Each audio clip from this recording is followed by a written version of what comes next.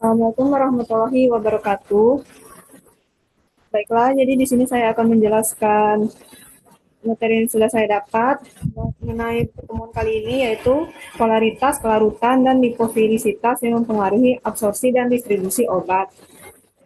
Langkah pertama, saya mencari jurnal di ChatGPT.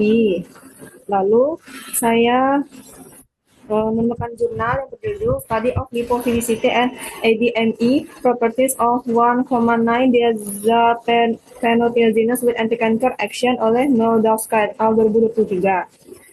Lalu jurnal tersebut berasal dari International Journal of Molecular Science yang terindeks Q1. Nah, lalu saya mencari rumusan masalah, yaitu sejauh mana lipofilisitas mempengaruhi kemampuan senyawa untuk berinteraksi dengan sel target.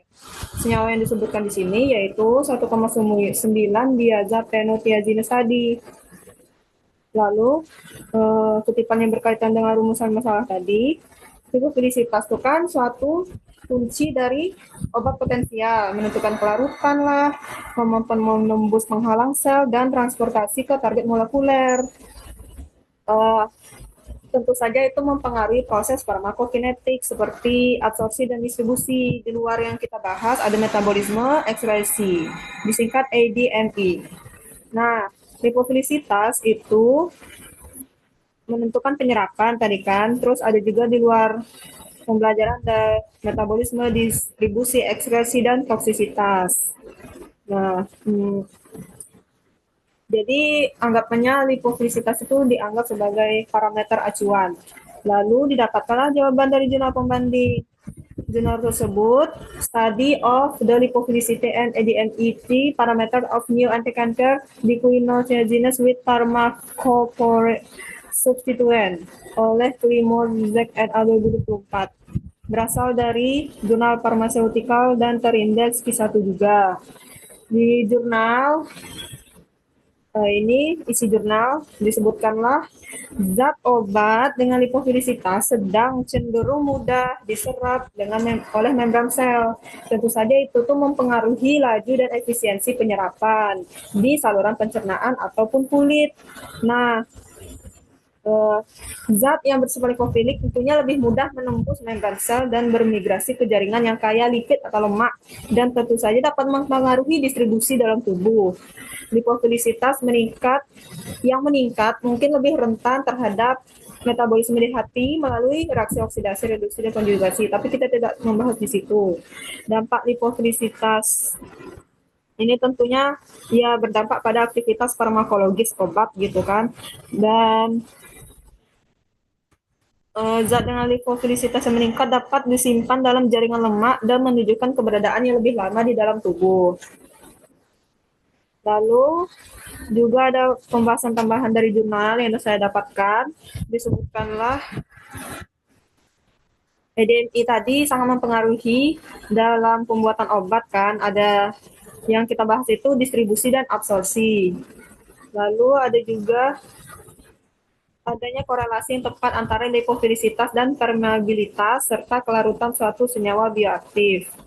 Permeabilitas. Nah, juga terlihatlah bahwa keberadaan dua atom nitrogen di kedua tambahan dalam struktur fenotiazin tadi secara substansial mengurangi lipofilisitas turunannya. Nanti saya tunjukkan struktur molekulnya. Dan juga disebutkan di dalam jurnal, secara fisik, lipofilisitas dijelaskan sebagai koefisien partisi N oktanol air logaritmik atau log P yang merupakan karakteristik dari suatu bahan kimia tertentu.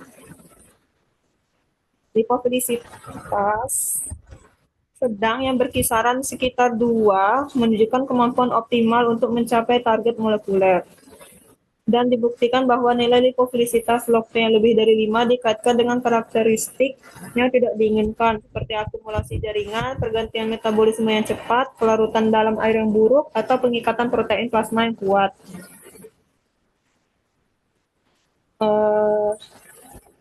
Di sini saya akan menjelaskan kelebihan dari senyawa 1,9 diazepanothiogenes dalam pengobatan. Ini adalah bentuk struktur kimianya yang saya dapatkan dari jurnal utama yang saya bahas tadi.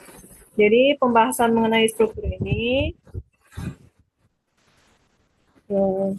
Yang pertama ada cincin aromatik planar. Nah, ini nih memiliki karakter lipofilik. Jadi, molekul itu bisa berinteraksi dengan lapisan fosfolipid membran sel sehingga difusi pasif menjadi lebih mudah. Struktur planar dalam kimia organik ini adalah geometri molekul di mana seluruh atom penyusunnya terletak pada satu bidang datar yang sama. Akibatnya senyawa dapat diserap secara efisien melalui membran saluran gastrointestinal, yaitu dari tenggorokan sampai ujung anus. Lalu ada juga peran atom sulfur. Atom sulfurnya kan mempunyai ukuran atom yang besar dan polarizabilitas tinggi yang meningkatkan kelarutan molekul dalam fase lipid. Jadi, membantu molekul menembus membran biologis, meningkatkan permeabilitas sel, serta memperbaiki efisiensi absorpsi obat. Nih, sulfur. Nih. Ada juga dua atom nitrogen. Nah, itu tuh kan bersifat basa lemah. Jadi atom nitrogen dalam cincin heterosiklik itu bersifat basa lemah sehingga molekul dapat mengalami ionisasi parsial. Ionisasi parsial itu adalah disosiasi yang tidak lengkap, di mana zat biasanya asam atau basa lemah hanya terurai menjadi ion-ionnya dalam larutan, menciptakan kesetimbangan antara molekul utuh dan ion. Jadi keuntungannya bentuk terionisasi meningkatkan kelarutan dalam tubuh, dan bentuk tidak terionisasi tetap mampu berdifusi melalui membran lipid. Jadi menghasilkan absorpsi optimal karena obat tetap dapat larut namun masih mampu melewati membran biologis. Nah, pengaruh struktur tadi terhadap distribusi lipofilisitas akibat sistem aromatik. Nah, struktur aromatik pada 1,9 diazepenotiazine tadi meningkatkan afinitas molekul terhadap jaringan yang memiliki komponen lipid tinggi. Jadi obat mampu berdifusi keluar dari sirkulasi darah menuju berbagai jaringan tubuh secara luas. Sifat amfifilik. Nah, jadi kan dalam struktur tadi ada kombinasi bagian aromatik dan atom nitrogen. Jadi kalau bagian aromatik itu kan bersifat lipofilik. Atom nitrogen itu kan juga bersifat polar. Jadi kalau digabung itu bersifat amfifilik. Jadi memungkinkan obat tetap stabil dalam plasma darah dan sekaligus mudah berpindah ke jaringan biologis. Jadi distribusi obat menjadi lebih efektif dibanding molekul yang terlalu polar ataupun terlalu non-polar. Jadi kesimpulan yang didapat dari rumusan masalah tadi, kan rumusan masalah sejauh mana lipofilisitas mempengaruhi kemampuan senyawa untuk berinteraksi dengan sel target.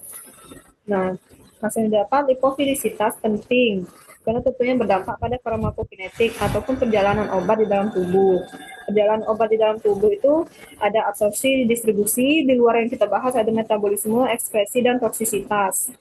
ADMET singkatannya. Jadi, zat obat dengan lipofilisitas sedang cenderung lebih mudah diserap atau diabsorpsi di membran sel.